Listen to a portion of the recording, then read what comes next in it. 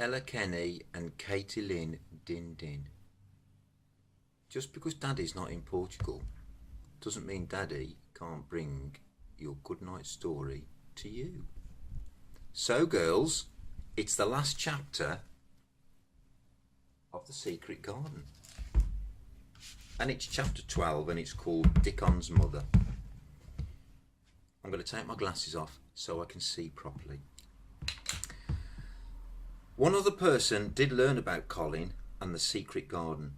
It was Dickon's mother, Mrs. Soberry. Dickon told her one evening after she had teased him about spending so much time at Misselthwaite Manor with Mrs. Mary.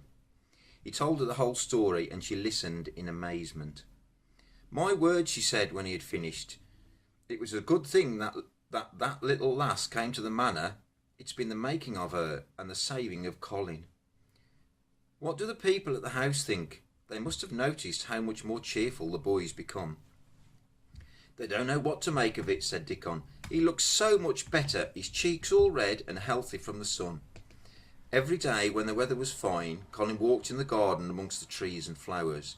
Then Dickon showed him some simple exercises to strengthen his muscles, and soon Colin was helping with the weeding and the digging.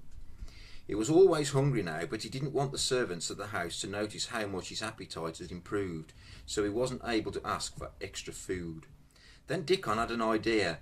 He told his mother about Colin's appetite, and Mrs. Soberry began to send freshly baked currants, buns and rich creamy milk for the children to share.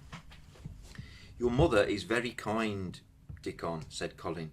Several days later, after it had rained for almost a week, the children and Ben Weatherstaff were working in the garden when Colin stopped and looked up.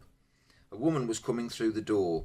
The sunlight shone through the trees and dappled her long blue cloak as she smiled at the three of them. "Who is it?" Colin startled. "It's Mother, that's who it is," laughed Dickon. "I knew you wanted to see her, so I told her where to find the door to the garden." Colin looked at her shyly. "I wanted to see you, even when I was ill," he said. "You and Dickon and the secret garden, and I'd never wanted to see anything or anybody before." Her eyes became misty with tears. "Eh, dear lad," she said. "Are you surprised I'm so well?" said Colin. She put a hand on his shoulder and said, "Eh, that I am," she said. "But you're so like your mother, you made my heart jump." "Do you think my father will like me?" he asked. "Eh, he will," she answered. Ben Weatherstaff moved closer to her. "Look at the lad's legs," he said. "They were like drumsticks in stockings 2 months ago. Look at 'em now." Mrs. Soberry laughed. They're going to be fine, strong legs soon," she said. Then she turned to Mary and said, "And you've grown strong and healthy too, eh? And pretty, just like your mum, girls." They took Mrs. Soberry round the garden, telling her the whole story of it and showing her every bush and tree which had come alive. Roller he walked in and he walked out again. She listened and seemed to understand in the way Dickon understands his animals, stooping over the flowers and talking about them as if they were children. She had brought a basket of food with her, and when the children became hungry, they sat under a tree and had a picnic. Mrs. Soberry watched happily, and they joked and laughed together. After a while, Colin looked at her and said, "Do you think my father will come home soon?" "Eh, he must," said Mrs. Soberry. "I think about him a lot now," said Colin. I think about how I'll run into his room and surprise him." "I'd like to see his face, lad," said Mrs. Soberry. And there's Gibson. "Hello, Gibbs." "It's not in time." "No, say hello to the girls, because I'm reading." They planned how they would drive over the manor and eat their lunch out of doors amongst the heather. How they would see all the 12 children and Dickon's garden, and how they would not come back until they were tired out. At last it was time for Mrs. Soberry to go home and for Colin to go back to the house. He looked at her kindly face and caught hold of her blue cloak.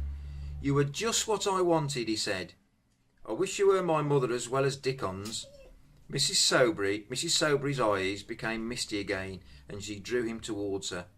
"Eh, dear lad," she said, "your father must come back to you soon. He must. And I made a mistake, girls. There's one more chapter, so we'll have that one tomorrow night."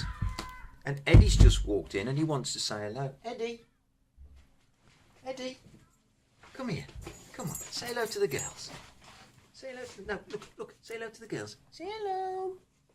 Hello. We've just been on a long walk, haven't we, Eds? We have, and you want some food now, didn't you, mate? Good lad. Hope you're having a fantastic time, everybody. Love you so much. And see you soon. Bye.